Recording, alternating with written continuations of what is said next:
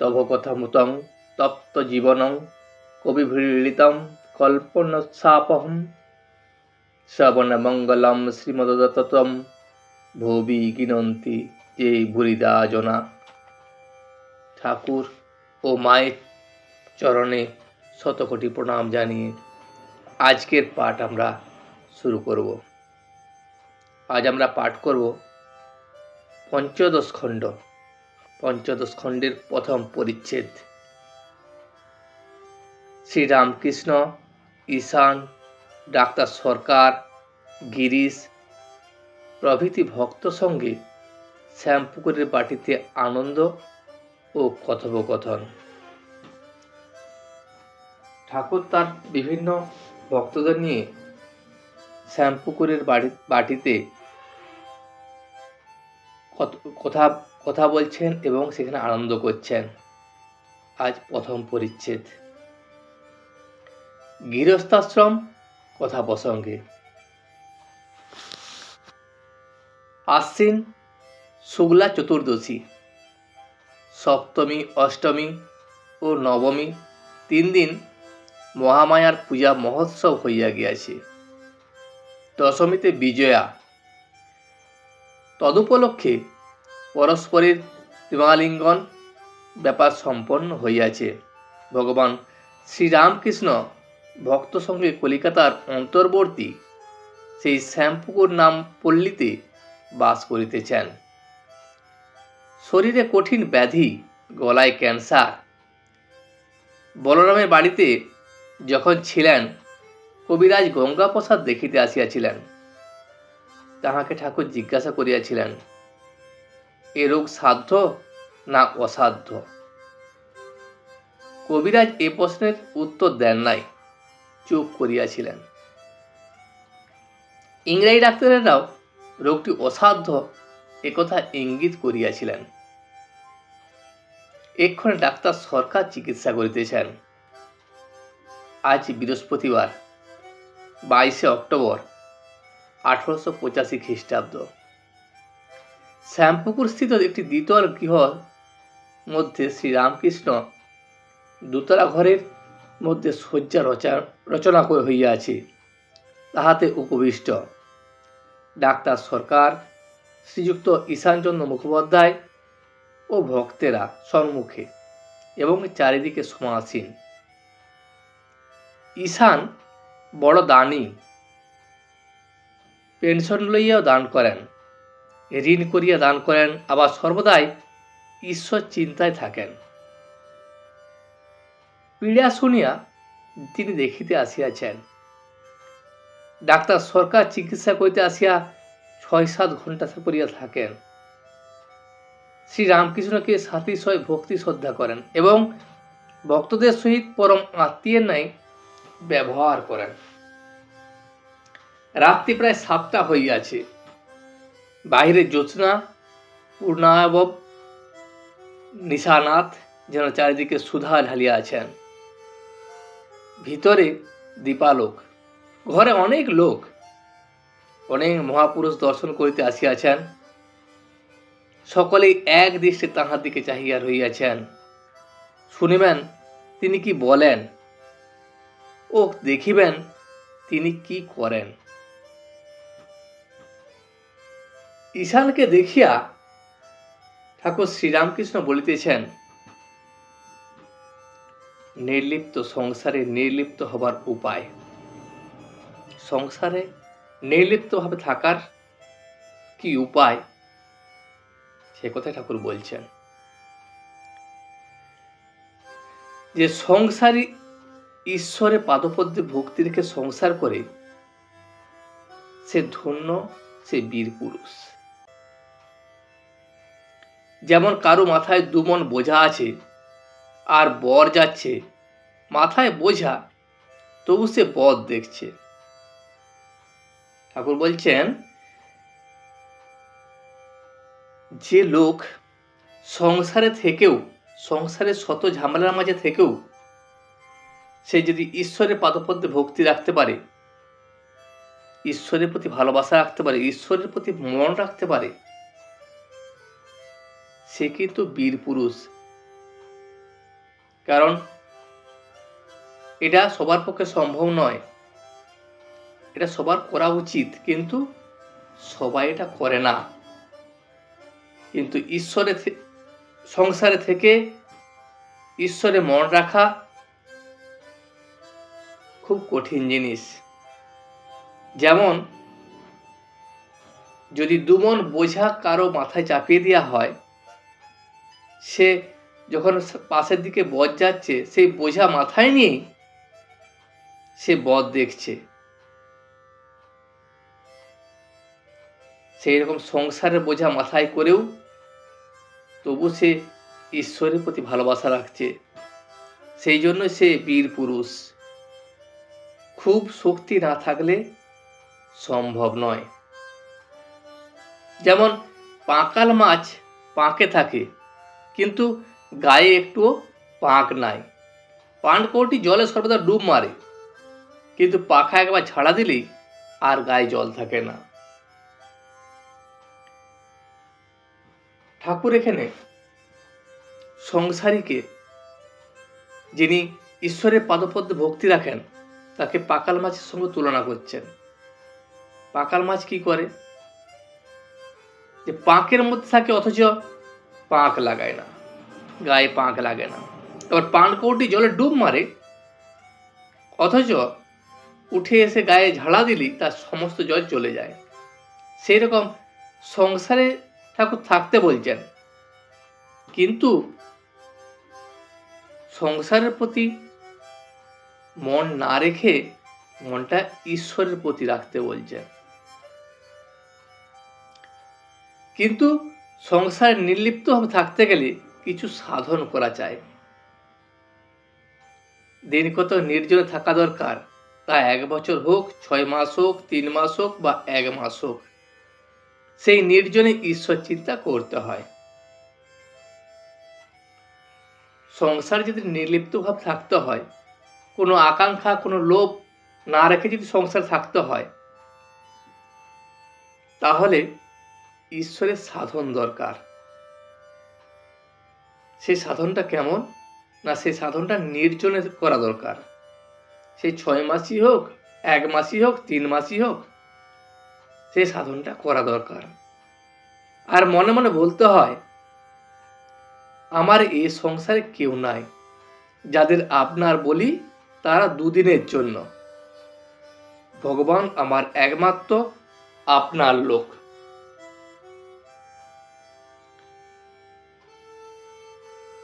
তিনি আমার সর্বস্ব, হায় কেমন করে তাকে পাব।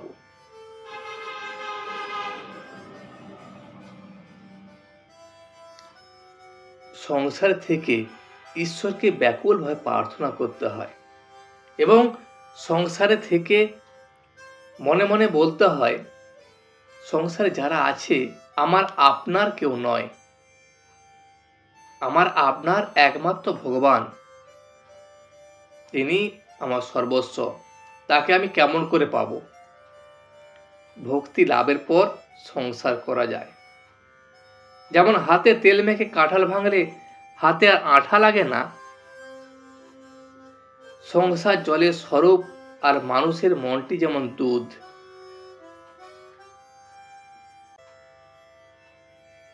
যেমন সংসারে থাকতে গেলে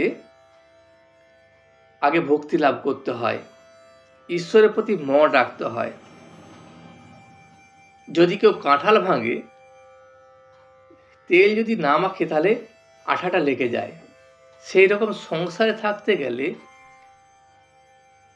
যদি ঈশ্বরের ভক্তি লাভ না করা যায়, তাহলে সংসার আঠা তাকে নিম্নগামী করে তুলবে।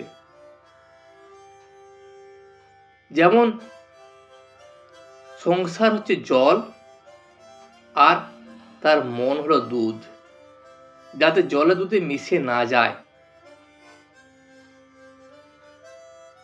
জল যদি দুধে রাখতে যাও, দুধে জলে এক হয়ে যাবে। তাই নির্জন স্থানে দই পাততে হয়, দই পেতে মাখন তুলতে হয়। মাখন তুলে যদি জলে রাখো তাহলে মিশবে না। নির্লিপ্ত হয়ে ভাসতে থাকবে। যদি ঈশ্বরের পাদপদ্মে মন রেখে ঈশ্বরকে জেনে তাহলে সংসারে থাকো, তাহলে তোমার কোনো ভয় নেই। তুমি ওই যেমন দই থেকে মাখন তোলা হয়, মাখন জলে দিয়ে দিলে মাখনটা জলে ভাসে, সেরকম তুমিও সংসারে ভাসতে থাকবে, নির্লিপ্তভাবে ভাসতে থাকবে। ব্রহ্মজ্ঞানীরা আমায় বলেছিল, মহাশয়, আমাদের জনক রাজার মতো, তার মতো নির্লিপ্তভাবে আমরা সংসার করব। আমি বললাম, নির্লিপ্তভাবে সংসার করা বড় কঠিন। মুখে বললেই জনক রাজা হওয়া যায় না। জনক রাজা হেড মুন্ডু হয়ে ঊর্ধ্ব পদ করে কত তপস্যা করেছিলেন। তোমাদের হেড মুন্ডু বা ঊর্ধ্বপদ হতে হবে না, কিন্তু সাধন চাই, নির্জনে বাস চাই। নির্জনে জ্ঞান লাভ, ভক্তি লাভ করে তবে গিয়ে সংসার করতে হয়। দই নির্জনে পাততে হয়, ঠেলা ঠেলে নাড়ানাড়ি করলে দই বসে না। আমাকে ব্রহ্মজ্ঞানীরা কিছু বলেছিলেন যে তারা জনক রাজার মতো, কিন্তু জনক রাজা এত হওয়া সম্ভব নয়। কারণ জনক রাজা হেড মুন্ডু আর ঊর্ধ্ব পদ করে বহুদিন তপস্যা করেছিলেন এবং তিনি নির্জনে সাধন করেছিলেন। তোমাদের সেই হেড মুন্ডু ঊর্ধ্বপদ করতে হবে না, সাধন এবং নির্জনে বাস চায়। নির্জনে জ্ঞান লাভ, ভক্তি লাভ করে তবেই গিয়ে সংসার করতে পারবে। জনক নির্লিপ্ত বলে তার একটি নাম বিদেহ, কিনা দেহে দেহ বুদ্ধি নাই। সংসারে থেকেও জীবনমুক্ত হয়ে বেড়াতেন, কিন্তু দেহ বুদ্ধি যাওয়া অনেক দূরের কথা, খুব সাধন চায়। জনক ভারী বীরপুরুষ, দুখানা তরবার ঘুরাতেন, একখানা জ্ঞান, একখানা কর্ম। জনক রাজা নির্লিপ্তভাবে সংসার থাকতেন। তার যে দেহ, সেই দেহটাই তার নিজের মধ্যে সবসময় থাকতো না। সে ভাবতই না যে তার দেহ আছে বলে। তিনি জীবনমুক্ত হয়ে বেড়াতেন। কিন্তু সাধারণ মানুষের দেহ বুদ্ধি তো যাওয়া দূরের কথা, খুব সাধনা না হলে এটা সম্ভব নয়। জনক রাজা খুব বীরপুরুষ ছিলেন। তিনি একাধারে জ্ঞান, একাধারে কর্ম করতেন। সংসার আশ্রমের জ্ঞান এবং সন্ন্যাস আশ্রমের জ্ঞান, যদি বলো সংসার আশ্রমে জ্ঞানী আর সন্ন্যাস আশ্রমের জ্ঞানী এ দুইয়ের তফাৎ আছে কি না, তার উত্তর এই যে দুই এক জিনিস। এটিও জ্ঞানী, উটিও জ্ঞানী, এক জিনিস। তবে সংসারের জ্ঞানীরা ভয় আছে। কামিনী কাঞ্চনের ভিতর থাকতে গেলে একটু না একটু ভয় আছে। সংসার জ্ঞানী এবং আশ্রম জ্ঞানী, দুই জ্ঞানীর মধ্যে কোনো তফাৎ নাই, দুটোই এক জিনিস। তবে সংসারে থাকতে গেলে সংসার কামিনী কাঞ্চনের ভয় আছে। যারা সংসারে জ্ঞানী থাকেন, কামিনী কাঞ্চনের ভিতরে থাকতে গেলে একটু না একটু ভয় থাকেই। কাজলের ঘরে থাকতে গেলে যত সিয়ানাই হও না কেন, কালো দাগ একটু না একটু গায়ে লাগবেই। যদি কেউ কাজলের ঘরে থাকে, কাজল তো কালো, তাহলে সে যেভাবে যত সাবধানে থাকুক না কেন, গায়ে কালি একটু লাগতেই পারে। মাখন তুলে যদি নতুন হাঁড়িতে রাখো, মাখন নষ্ট হবার সম্ভাবনা থাকে না। যদি ঘোলের হাঁড়িতে রাখো, সন্দেহ হয়। যখন মাখন তোলা হয়, সে মাখনটি পরিষ্কার হাঁড়িতে, নতুন হাঁড়িতে রাখতে হয়। না হলে কি হয়, যদি ঘোল যেখানে মাখনটা তোলা, যে হাঁড়িতে তোলা হচ্ছে সেই ঘোলের হাঁড়িতে যদি মাখনটা রেখে দেওয়া হয়, তাহলে কি হবে, মাখনটা নষ্ট হয়ে যাবে। সেই রকম যখন তুমি সংসার থেকে মনটা তুলে আনবে, ঈশ্বরের পাদপদ্মে রাখবে, ঈশ্বরের পাদপদ্মে মনটাকে রাখতে পারলে তবে মনটি ভালো থাকবে। যদি সংসার থেকে তুলে এনেছো আবার সংসারই রেখে দাও মনটাকে, তাহলে সে মন তো ঠিক থাকবে না, সে মন নষ্ট হয়ে যাবে, সে মন নিম্নগামী হতে থাকবে। সেই জন্য মনকে আগে সাধন করতে হয়, সাধন ভজন করে, নির্জনে সাধন করে তাকে আলাদাভাবে ঈশ্বরের পাদপদ্মে তুলে রাখতে হয়, যেখানে শুধু ঈশ্বরই সর্বস্ব, আর কিছু না। বাকি পাশে যারা আছে সে কেউ তোমার আপনার নয়, এই ভেবে থাকতে হয়। খই যখন ভাজা হয়, 2-4টে খই খোলা থেকে টক টক করে লাফিয়ে পড়ে, সেগুলি যেন মল্লিকা ফুলের মতো, গায়ে একটু দাগ থাকে না। খোলার উপর যেসব খই থাকে সেও বেশ খই, তবে অত ফুলের মতো হয় না, একটু গায়ে দাগ থাকে। যখন খই ভাজা হয় তখন যে খইগুলি ফুটে বাইরে পড়ে যায় সেই খইগুলি দেখতে ফুলের মতো হয়, কিন্তু যেগুলি খোলার ভেতর থাকে সেগুলি ভালো খই, দেখতে ভালো, কিন্তু অতটা সাদা, অতটা সুন্দর থাকে না, কারণ তার গায়ে একটু দাগ থাকে। সেই রকম যারা সংসার থেকে সন্ন্যাসী যদি জ্ঞান লাভ করে তবে ঠিক এই মল্লিকা ফুলের মতো দাগ শূন্য হয়। আর জ্ঞানের পর সংসার খোলায় থাকলে একটু গায়ে লালচে দাগ হতে পারে।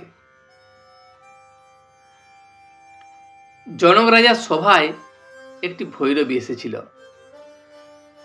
স্ত্রীলোক দেখে জনক রাজা হেড মুখ হয়ে চোখ নিচু করেছিলেন। ভৈরবী তাই দেখে বলেছিলেন, হে জনক, তোমার এখনো স্ত্রীলোক দেখে ভয়?